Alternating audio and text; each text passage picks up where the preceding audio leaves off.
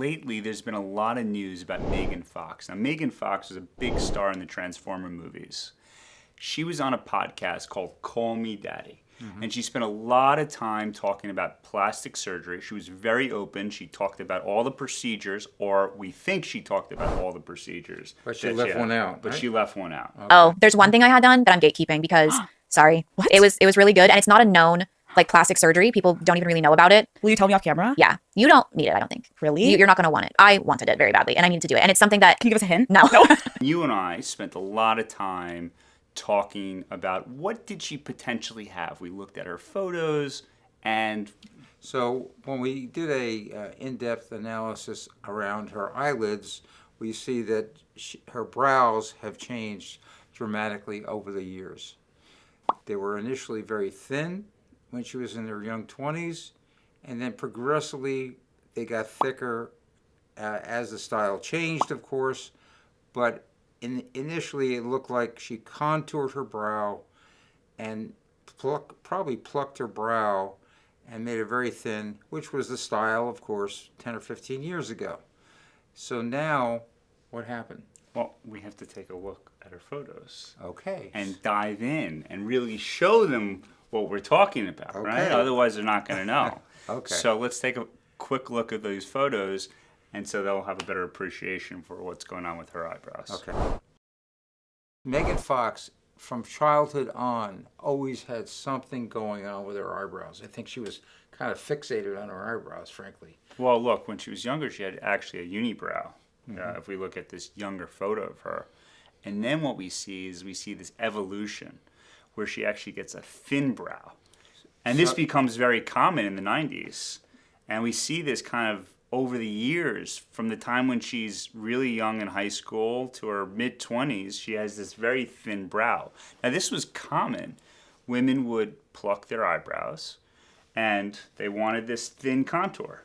And plucking the brow continuously over time or waxing the brow can potentially remove the hair follicle from the base of the skin, and that may be a permanent loss of that hair follicle, and you may be left with thin brows basically forever unless you want to do something about it.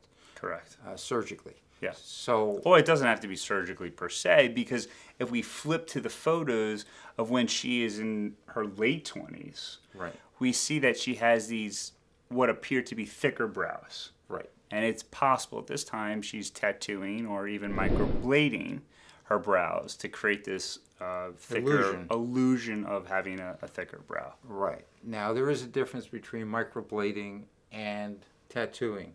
One requires a machine and one is more involved. It's more of an artistic design where someone has to do one follicle at a time.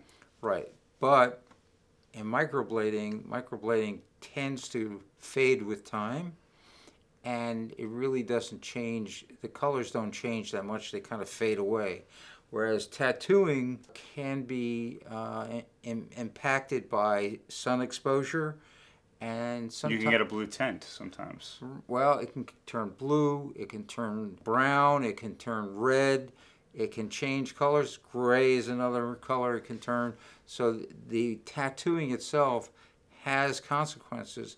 It may be permanent in terms of darkening your brow, but there may be some bleeding, so to speak, of the color over time, especially if it's exposed to sun and chemicals and things like that. But I have to tell you, though, if we look at Megan's brows during this period of time in her life, they still look great if she was tattooing or microblading at this time. Right, so she has a thicker brow, the contour is beautiful, she retains the distance between the brow and the eyelid contours and anatomy, her crease is relatively low, and it looks very natural, but at the same time she has a glamorous look by the contour of her brow.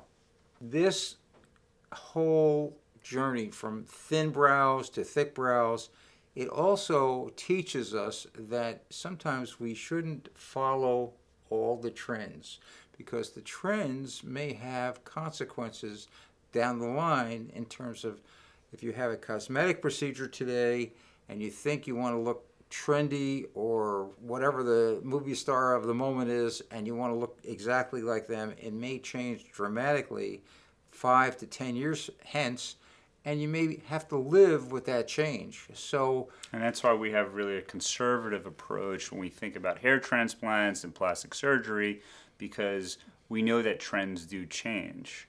And the same thing goes with eyebrows. In the 90s, again, eyebrows were thin. Now thicker eyebrows are in. So we see that the trends have changed with time. So in Megan's case, we see what looks like there was some consequence of that tattooing on her brow at the age of around 35. You can see up close there looks like a little bit of pink color that's bleeding out of the tattoo itself, if I think that's what I'm looking at is correct. But she looks good. She looks beautiful. But she might have undergone a transplant. Correct. And so let's take another look at these photos. And we look at a photo now. This is in 2023.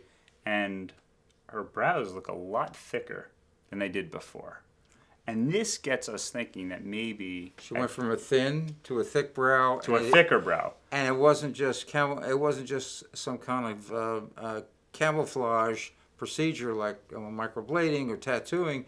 It actually may have been that she had small follicle implants, and she might have wanted to hide some of the microblading or the tattooing that she had. So when you do an eyebrow transplant, you usually use hair from the back of your scalp. Sometimes you use body hair, even pubic hair. I know it sounds funny, but actually pubic hair and body hair are ideal because they kind of match the type of hair that we have on our eyebrows.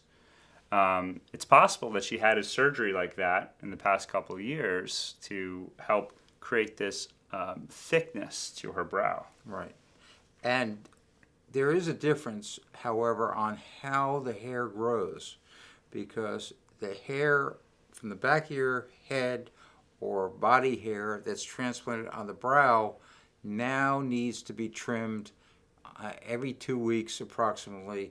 It has to be contoured because it grows to a greater extent than our eyebrow hair, which is genetically different and won't grow out into a big bushy brow on a regular basis. But people actually love getting eyebrow transplants because if you started with a thin brow or you lost your eyebrow hair for a medical reason, it's a way to kind of restore expression back to the face. Right, because the brow actually frames the eyelid and divides the forehead from the mid-face. So brows are aesthetically an important feature we have. Megan Fox is a beautiful woman, and there's no doubt about that. And we just analyzed her face from childhood onward, and we see this evolution from thin brows to thick brows. And we believe, based on our analysis, that she ultimately had a eyebrow transplant. But it's an assumption. We don't know for sure. It just looks like it based on the thickness of her brow. Look, we know that people are curious about celebrities and the procedures that they have had done. We wanted to take a close look at Megan Fox, look at her eyebrows. And she's talked about them. And she's talked about them. She loves her eyebrows, and we love eyebrows too. So, if you want to see another analysis of another celebrity, leave it in the comments below.